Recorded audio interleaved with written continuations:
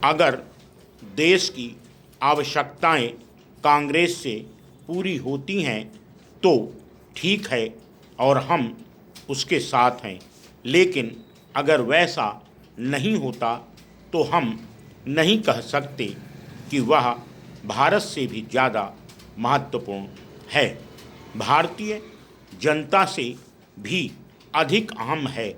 और मेरे इस कथन पर बहुत से लोग रुष्ट हुए और उनकी समझ से यह पार्टी के प्रति वफादारी के विरुद्ध बात थी, लेकिन मैं अब भी इस मामले पर उतनी ही दृढ़ता करती हूँ और मैं समझती हूँ कि कांग्रेस जनता से दूर, अशांत व केवल इसलिए होती गई कि शायद वह एक लंबे समय तक सत्ता में रही, बल्कि इसलिए भी कि हमारे यहाँ लोकतंत्र का जो स्वरूप प्रचलित है उसमें उस चीज़ को सरलता से पांव जमाने का मौका मिल जाता है, जिसे अमेरिका में मालिकाना रुख कहा जाता है।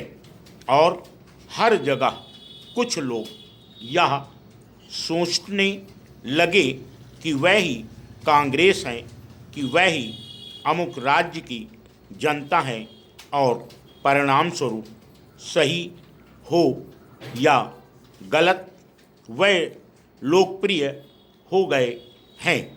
परंतु हमें उस लोकप्रियता के औचित्य को परखने का अधिकार नहीं है। यह तो जनता ही है जो निर्णय दे सकती है, लेकिन हमें एक के बाद एक राज्यों में पराजय मिलनी शुरू हुई और मैंने पाया कि इस खाई को पाटने का उपाय इसके सिवा और कुछ नहीं है कि हम सीधे एक बार फिर जनता तक जाएं। आप यह जानना चाहेंगे कि हमें उदाहरणार्थ बंगाल में क्यों पराजय मिली। यह सभी जानते हैं कि केरल जैसे राज्य में हम क्यों हारे। आपको शायद पता नहीं है कि पांडिचेरी में क्या हुआ।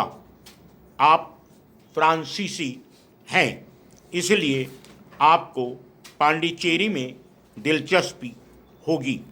वह बहुत छोटी सी जगह है। वह एक मनोहर फ्रांसीसी प्रांतीय नगर है। वहाँ कांग्रेसी मुख्यमंत्री था। वह एक युवा कांग्रेस मुस्लिम था। अकारण और अचानक हमारे लोगों ने तय किया कि उसे हट जाना चाहिए। वह उपयुक्त व्यक्ति नहीं है और उसके लिए मुख्यमंत्री होना उचित नहीं है। लेकिन मैंने कहा सब कुछ ठीक ही तो है। वह वहाँ है, वह चुना गया है। आप अगले चुनाव तक प्रतीक्षा करें और अगले चुनाव में आप किसी और को खड़ा करें। लेकिन उन्होंने कहा नहीं नहीं, उसे हटाना ही चाहिए और मैं उसकी सहायता करने में असमर्थ थी।